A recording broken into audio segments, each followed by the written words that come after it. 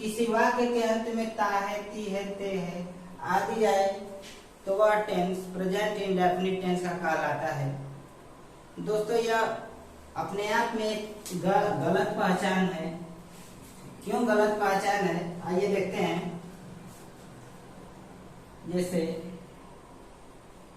मेरी बहन का नाम सीता है, मेरे पास 4 पपीते हैं,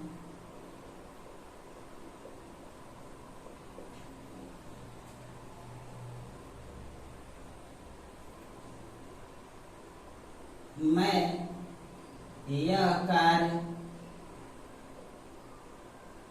कर सकता हूं। देखिए ठीक उसी तरह का जो पहचान बताया गया है, ठीक उसी तरह का देखिए ये ता है, ती है, सॉरी ते है और ये ता हूं, जो भी है जो लास्ट में है वाक्य के अंत में वही आया है। लेकिन क्या ये इसके इंग्लिश प्रेजेंट इंडेफिनिट बनेगी? देखते हैं। मेरी बहन का नाम सीता है, माई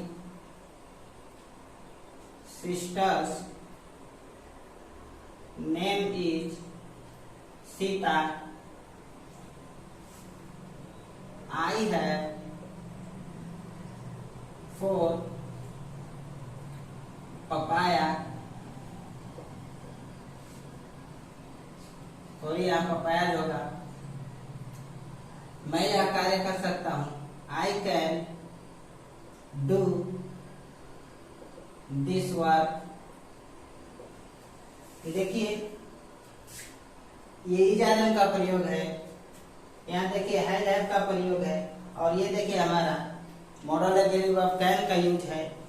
लेकिन हुबहू यही मिलता है जो हमारा पहले किताब में चाहे जो पहले टीचर बताए थे वही पहचान इसमें आ रहा है।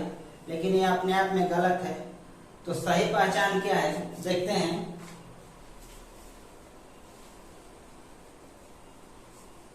सही पहचान बस इतना है, थोड़ा सा चेंज करना है कि किसी वाक्य की मूल क्रिया के अंत में ता है, ती है, ते है, ता हो आदि आता हो तो वह प्रेजेंट इंडेफिनिट का पहचान कराता है। जैसे यहाँ वाक्य के अंत में न आकर किसी वाक्य के मेन वर्ब के अंत में ता है, ती है, ते है आदि आता है तो वह प्रेजेंट इंडेफिनिट का पहचान कराता है। जैसे वह खाता है, मैं दौड़ता हूं,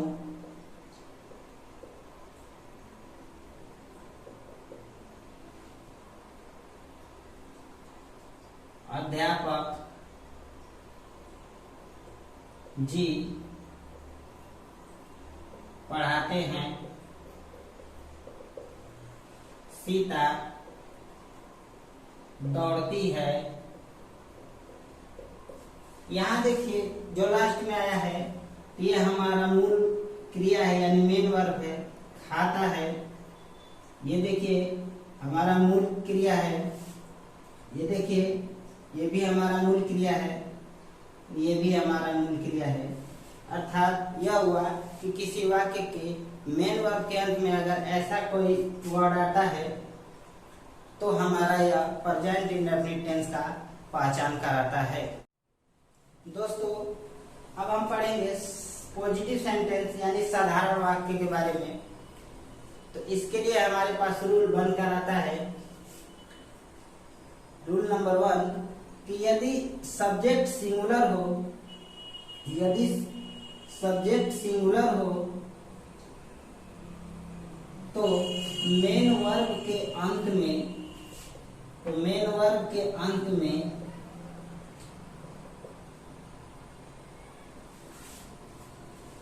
यस या यस लगाते हैं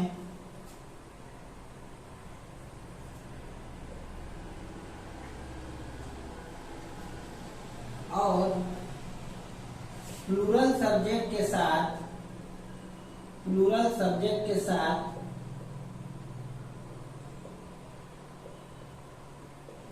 यस अथवा यस नहीं लगाते हैं। हमारा पहला नियम है कि अगर वाक्य का सब्जेक्ट अगर सिंगुलर सब्जेक्ट है तो मेन वर्ब के अंत में यस अथवा यस लगाएंगे। अगर वह सब्जेक्ट प्लूरल सब्जेक्ट है तो हम उसमें एस अथवा यस नहीं लगाएंगे। अब बात आती है कि किस में एस लगाएं और किस में यस लगाएं, उसके बारे में अब जानते हैं।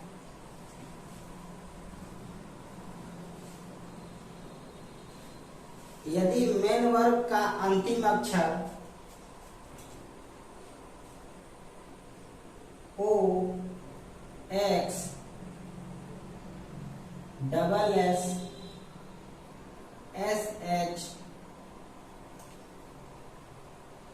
सी एच हो तो उसके पहले ईएस का प्रयोग करते हैं।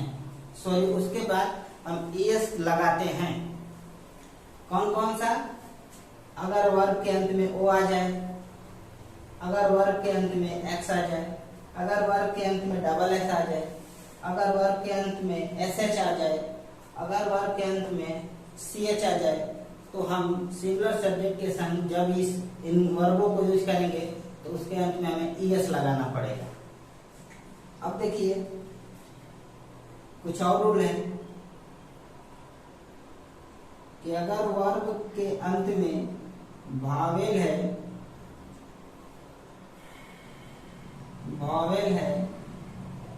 प्लस वाई और कॉन्सोनेंट है और उसके बाद वाई है, तो क्या रूल बनकर आता है? वावेल का मतलब जैसे प्ले, से, ये देखिए अंत में वाई है लेकिन वाई से पहले क्या है? एक वावेल है, ए ई आई ओ यू में से कोई एक है।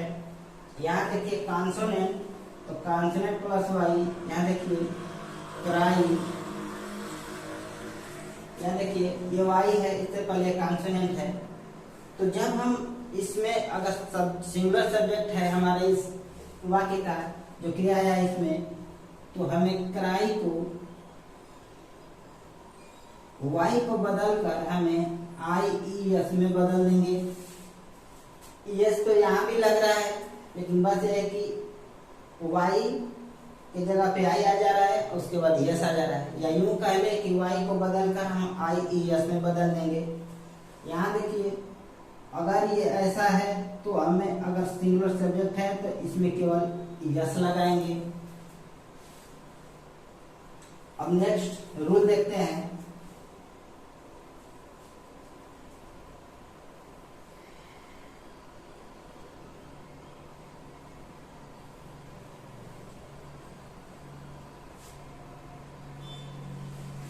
अब देखिए ये जो दो रूल बताए हैं, इसके बाद अगर वर्ब के अंत में कोई भी आता है, जैसे जो शेष बच जाए, अगर डी आ जाए, ई आ जाए, आपके पास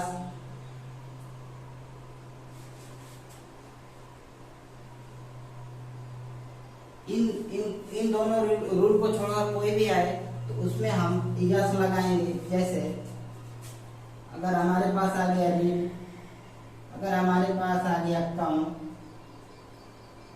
हमारे पास आ गया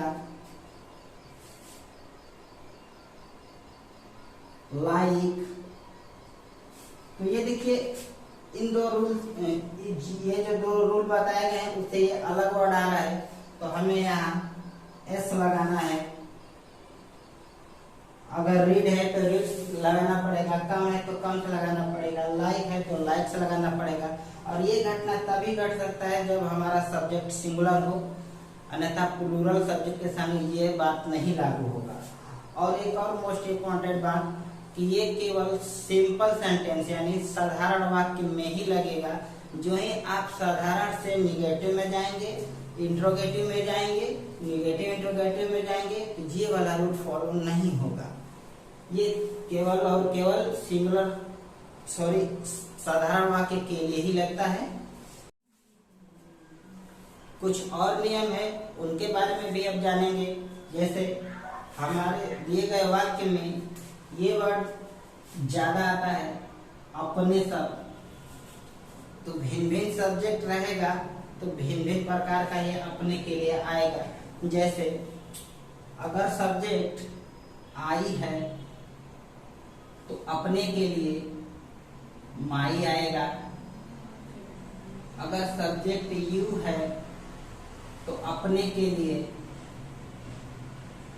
योर आएगा। अगर सब्जेक्ट ही है तो अपने के लिए हीज आएगा। अगर सब्जेक्ट सी है तो अपने के लिए हर आएगा। अगर सब्जेक्ट दे है तो अपने शब्द के लिए दियर आएगा।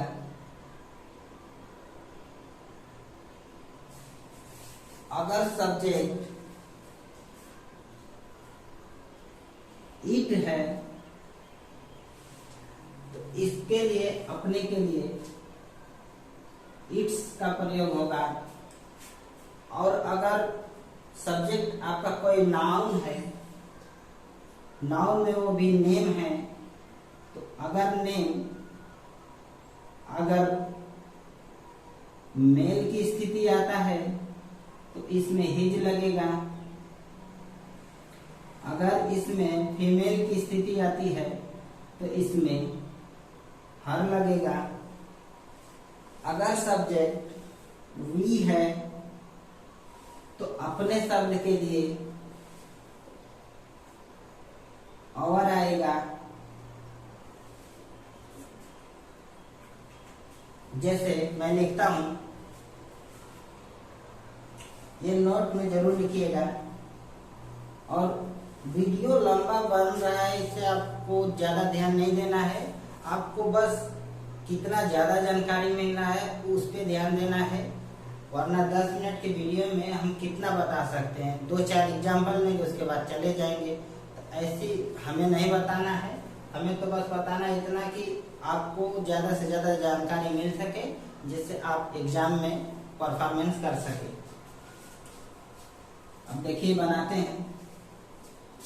राम अपने भाई के साथ स्कूल जाता है, तो यहाँ देखिए वर्ड आया है अपना।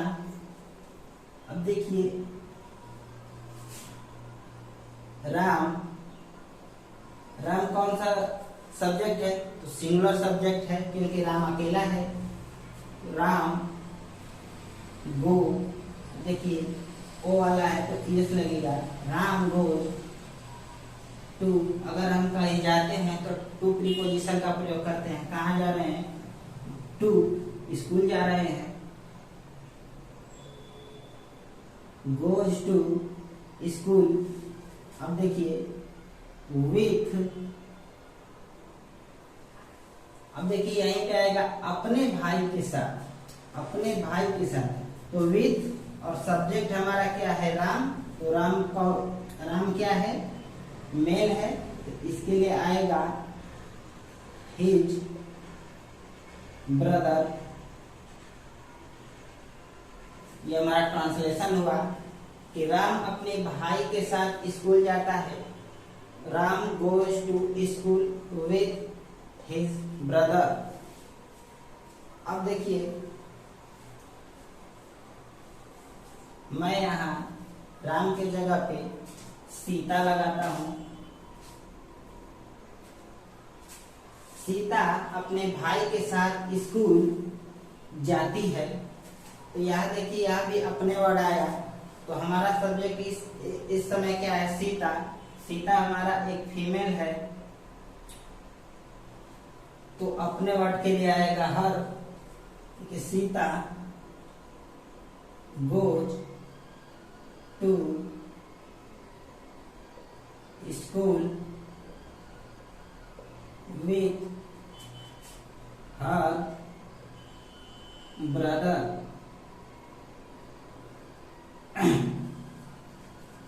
देखिए, अब अगला सब्जेक्ट बदलते हैं। यहाँ हमने कर दिया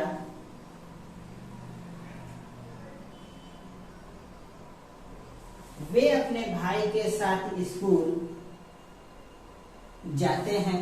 देखिए, हमने सब्जेक्ट बदला है। यहाँ सब हम वही रख रहे हैं क्योंकि हमें अपने वर्ड जो आया है वाक्य में, हम उसके बारे में समझा रहे हैं। तो वे अपने भाई के साथ स्कूल जाते हैं, तो हमारा इस समय क्या सब्जेक्ट हो जाएगा? दे। चूंकि दे एक प्लूरल सब्जेक्ट है, तो हमारे पास यह सत्वयस की कंडीशन नहीं बनेगी। तो दे गो टू स्कूल विथ, दे का अपने के लिए क्या लगता है? तो डियर लगता है, डियर ब्रदर। आइए अब आगे बढ़ते हैं।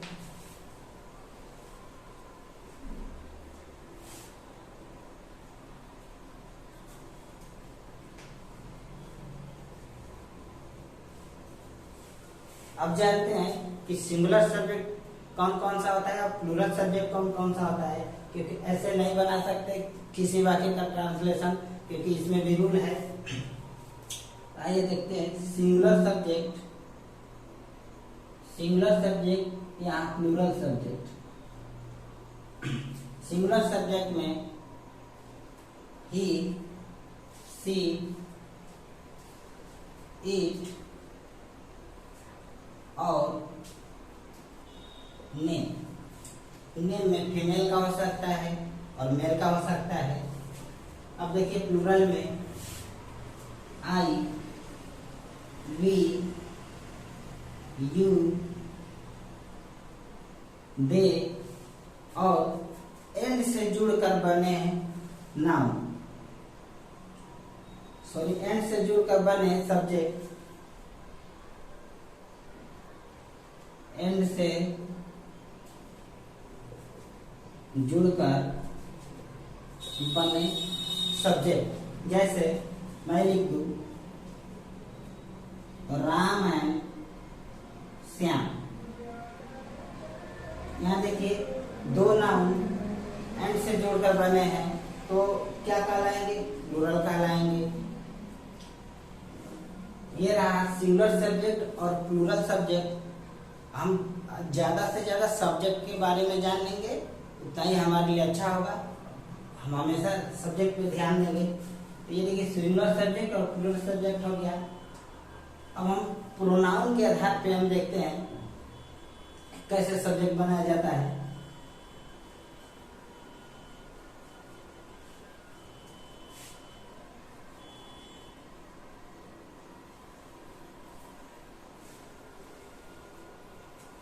प्रोनाउन का नियम यही है कि अगर दो या दो से अधिक प्रोनाउन एंड से जुड़कर बनते हैं तो वह प्लूरल सब्जेक्ट कहलाते हैं। जैसे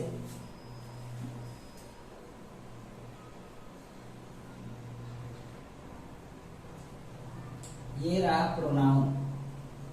तो प्रोनाउन हमारे पास तीन प्रकार के आते हैं। पहला फर्स्ट पर्सन,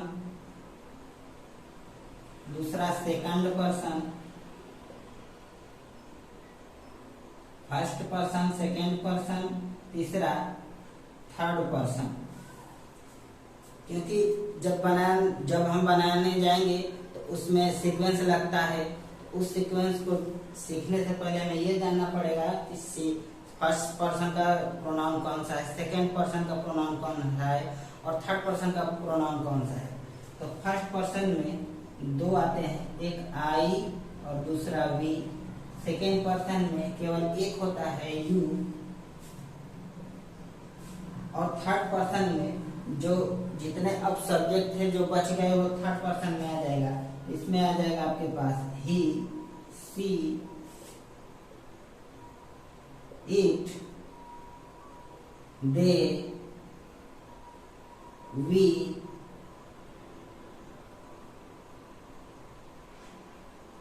और नेम। देखिए याद करने का आसान तरीका, फर्स्ट पर्सन को याद कर लेते हैं और सेकेंड पर्सन को याद कर लेते हैं। जितने सब्जेक्ट बच जाएंगे वो किस में चले जाएंगे, थर्ड पर्सन में चले जाएंगे। तो फर्स्ट पर्सन आई और वी, सेकेंड पर्सन केवल एक है यू, और जितने सारे बच गए तो वह हमारे पास कहाँ चले गए, थर्ड पर्सन में। वो सिंगुलर भी हो सकता है, प्लूरल भी हो सकता है, उससे उसमें कोई मतलब नहीं है। अब देखिए नियम यह है कि अगर दो या दो से अधिक प्रोनाउन एंड से जुड़कर बनते हैं सब्जेक्ट के रूप में, अगर उनका यूज गुड सेंस के लिए है, अगर उनका यूज गुड सेंस के लिए है तो 231 का फॉर्म लगाते हैं। अगर उनका यूज बैड सेंस के लिए है तो उनका प्रयोग 123 के सीक्वेंस में लगाते हैं। 123 और 231 का मतलब यही है कि पहले सेकेंड पर्सन का आएगा, उसके बाद ये थर्ड पर्सन आएगा, उसके बाद ये फर्स्ट पर्सन आएगा। उसी तरह ये फर्स्ट पर्सन है, ये सेकेंड पर्सन है और ये थर्ड पर्सन है। आइए अब एग्जाम्पल के आधार पे समझते हैं।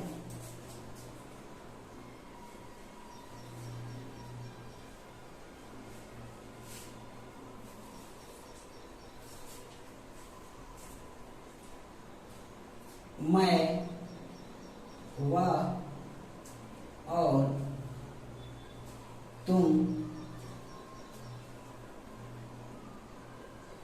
बाजार जाते हैं। यहाँ देखिए 1, 2, 3 दो से अधिक प्रोनाउन हैं जो एंड से जुड़कर बने हैं। क्योंकि हम बाजार जा रहे हैं तो इसमें कोई बैड सेंस तो है नहीं, ऐसे या तो गुड सेंस है, तो हमारा यहाँ 231 का फॉर्म बनेगा।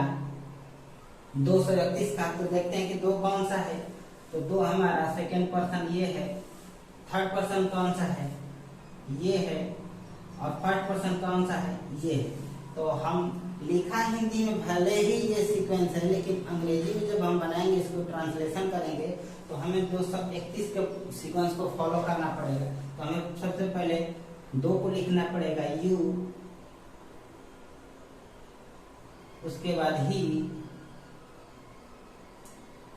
एंड 31 को आई। देखिए यू, ही, एंड, आई। अगर 2 या 2 से अधिक अगर कोई नाम या प्रोनाउन यूज करते हैं एंड से लगाकर, तो जो लास्ट वाले दो हैं उनको हम एंड से जोड़ते हैं, और उनसे पहले हम कामा का यूज करते हैं।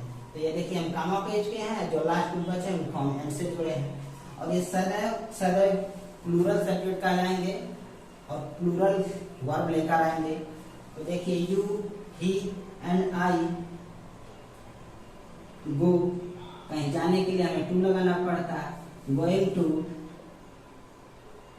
मार्केट, ये आपका ट्रांसलेशन हुआ। आइए एक बैड सेंस वाला देखते हैं।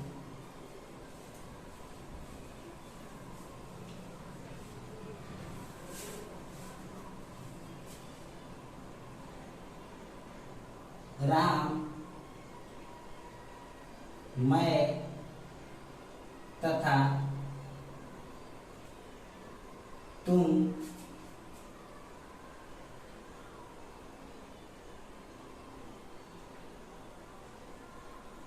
उसे गाली देते हैं। अब देखिए इसमें से तो हमारा है बैड, क्योंकि हम गाली दे रहे हैं। अब गाली देना तो कोई अच्छा सेंस है नहीं, तो इसके लिए हमें क्या लगाना पड़ेगा, 123 का फॉर्म लगाना पड़ेगा। तो सबसे पहले हम जानेंगे कि कौन सा पहला है। तो ये पहला है, ये दूसरा है और ये हमारा तीसरा है। तो सबसे पहले आएगा आई, उसके बाद दूसरा यू, एंड राम गाली देते हैं।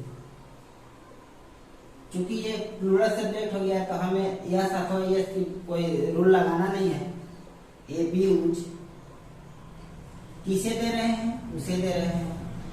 उसे मेल भी हो सकता है, फीमेल भी हो सकता है, उससे कोई मतलब नहीं है, हम कोई भी लगा सकते हैं, हर भी लगा सकते हैं और हिज भी लगा सकते हैं, सॉरी हिम भी लगा सकते हैं और हर भी लगा सकते हैं। Him, I, you and Ram abuse him। अब देखिए, अब कुछ प्रोनाउन के बारे में और डिटेल से जानते हैं, उन सबका यूज होता है।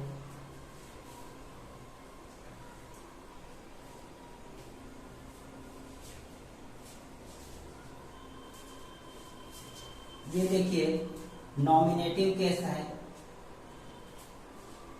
ये ऑब्जेक्टिव केस है,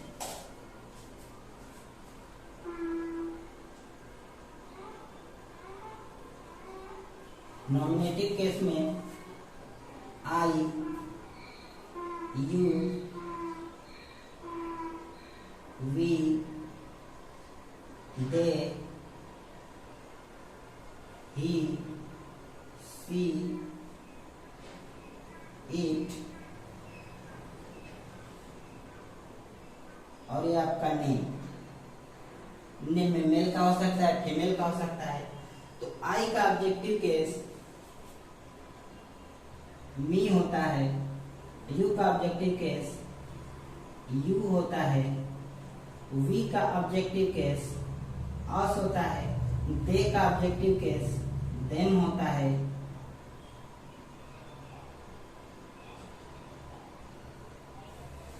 ही का ऑब्जेक्टिव केस हिम होता है,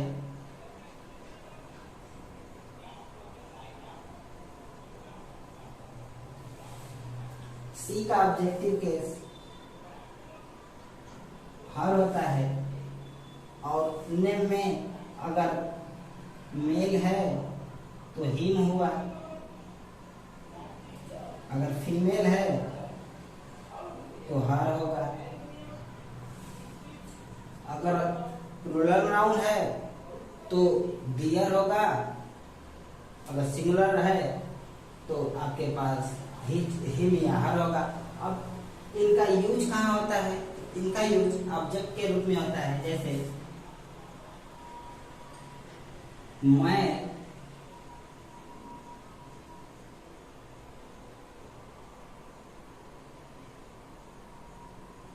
उन्हें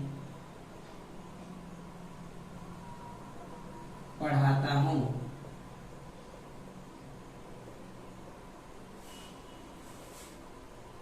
आई टीच। देखिए यहाँ प्लूरल सब्जेक्ट है तो हमें एस है तो एस लगाने की जरूरत नहीं है। I teach. अब देखिए मैं पढ़ाता हूँ तो किसे पढ़ाता हूँ? उन्हें पढ़ाता हूँ। उन्हें किसको डिनोट करता है? तो दे को डिनोट करता है, क्योंकि एक से ज्यादा लोग हैं तो हम क्या बना सकते हैं? उसको दे से डिनोट कर सकते हैं। तो दे का हम ऑब्जेक्टिव केस क्या लिखेंगे? देम लिखेंगे। उसी तरह आगे देखते हैं, वह मुझे